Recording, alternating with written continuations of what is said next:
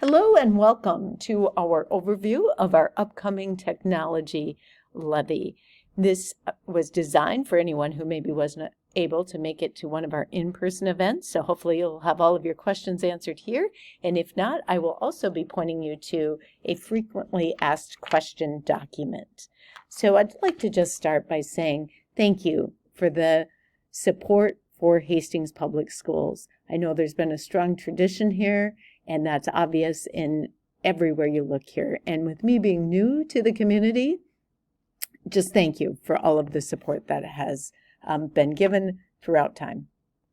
So with that, I'd like to just give an overview of some of the technology highlights that we have throughout our district.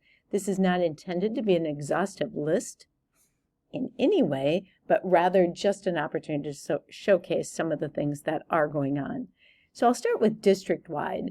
District-wide, we have a one-to-one program, meaning that we have a device for each and every student, and that was established in the 2021 school year.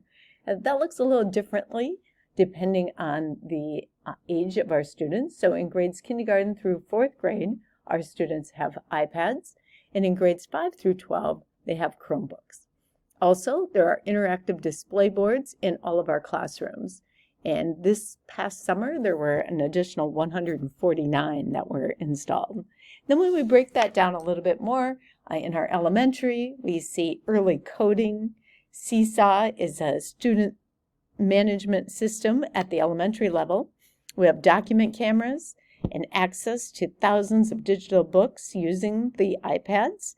And voice amplification systems are prevalent throughout the elementary as well.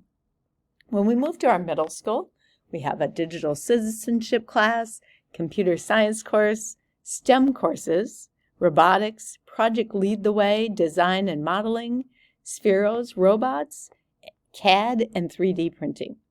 And finally at our high school, digital media and design, computer science, AP computer science, and STEM classes. In our music classrooms, they are using iPads. We have computer-aided drafting or CAD, drafting, architectural, and engineering.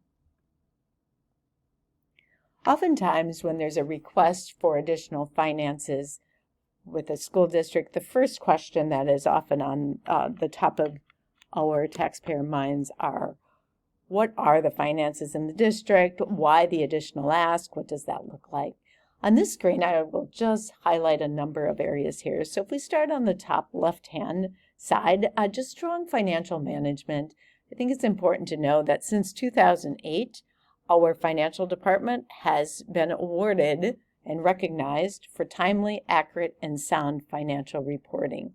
And that has been every year since 2008. When we move over to the top right, that looks at how does our district spend our money. And so it starts with looking at administration. So 4 cents of every dollar that come into the Hastings School District is for administration. 17 cents goes to support services. And these services are direct supports for our students. It may be counselors, social workers. And then as we continue to move over, debt service, sites, and buildings are 11 cents on each dollar. And the, debt service includes any bond payments that are in existence, and then our sites, both interior and exterior, and buildings. And then finally we have our instruction, which is 68 cents of every dollar goes into the instruction for our students. When we move down to the bottom left-hand side, we have our pig there, and we often think about just tighten the belt a little bit. And most of you have experienced this longer than I have, but in the past 3 years, there have been budget adjustments in the tune of $3.5 million. Also, the word levy just gets confusing because we have an annual levy. You'll sometimes hear an operating levy. This is a capital project levy, which we're calling a tech levy. But the levy that is the annual one, this is the time of year that you often hear the board will certify it to the max. And then in December, there will be the actual amount that will be certified, which follows the truth in taxation, which is at the December board meeting. And right now, what that means, so it always sounds like that maximum is at the ceiling. And what that means really is that there are still some numbers that are fluctuating and moving because of the enrollment. So much of our funding is based on enrollment, and those numbers are not solid until October. And so what we are expecting is a less than 1% of an increase in our annual levy. So we're looking at about a 0.9 increase in that. And then finally, the last quadrant there is responsible ESSER and bond spending. So ESSER was emergency funding during COVID. And at that time, really, we did not know what the future would hold. And that was a time in my former district that I thought a lot about capital investments and how do we invest these dollars to ensure that they're going to be for a period of time. And I'm proud that Hastings had the same mindset, and that's what has allowed the one-to-one initiative to take place to begin with. And so really invested highly in capital, and in this case in technology. And then also I'd just like to point out that bond spending. So the last bond in Hastings was in 2017.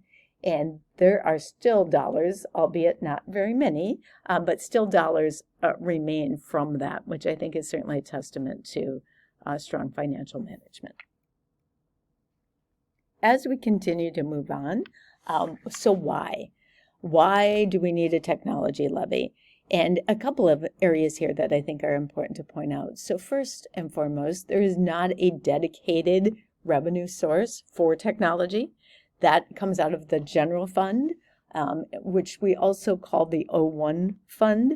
And so in education, their O1 is general, and that's what most all of our revenue and expenditures are all general fund. The other funds that we have, just to point out quickly, are O2, which is food service, O4 is community ed, and O6 is debt service. So those are some of the funds you might hear. And so most things are in that general fund, all working for those same dollars. And why is it so important? Well, technology is just where we are today. Our students are using it daily to study, to complete their assignments, just as we are in our work and daily life. Our teachers, support staff, and administrators use technology nearly every moment. And in addition to what we think about in the classroom, we also have technology for our safety and security, including surveillance cameras, cybersecurity software, and electronic entrances. And we just want to keep everyone's data and physical safety at the forefront of the work that we do. And then finally, technology is just a critical resource. To stay strong, we need the technology tools and resources to help our students achieve and compete with our neighbors at the highest levels possible. So as the technology levy was being structured, really focused on three separate areas, and of course on our love for our bridge here. So really looking at the bridge to learning, a bridge to safety and security, and our bridge to innovation. And so as we break down each of those areas, the first one is our bridge to learning. So 64% of the requested dollars for this tech levy would go to this area, which includes student devices. So we currently have those. However, there's a cycle plan so that students will receive new devices in kindergarten, 5th grade, 9th grade.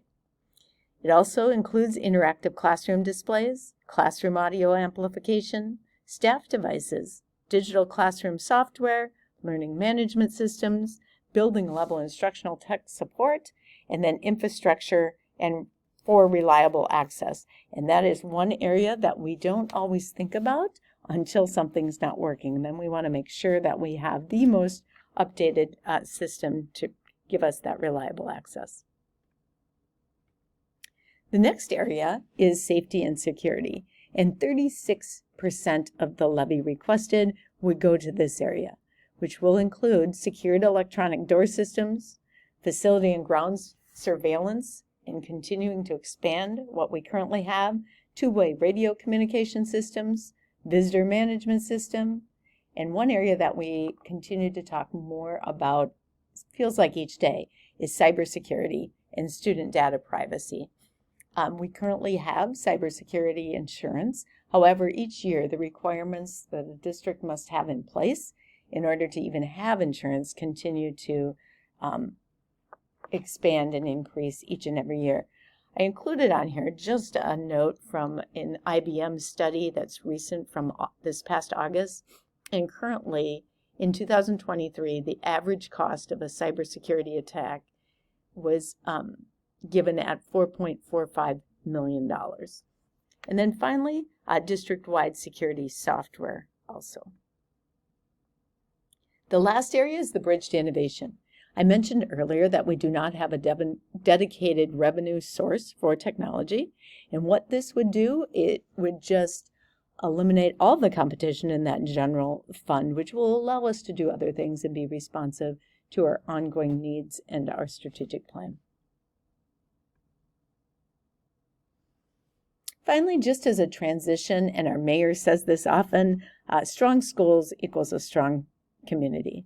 By investing our tax dollars in the proposed tech levy, we're not only making a commitment to our students' technology experience today, but also ensuring they are equipped to face the rapidly changing demands of the future. In addition, this would allow the ability to elevate the protection of our sensitive, protected, and confidential data on our students, families, and staff.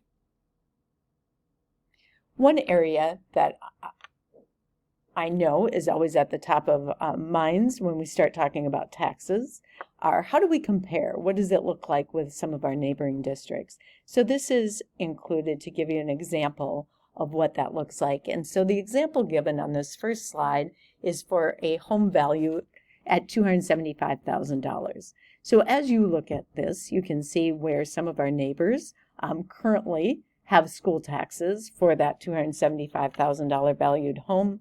Hastings is at $986.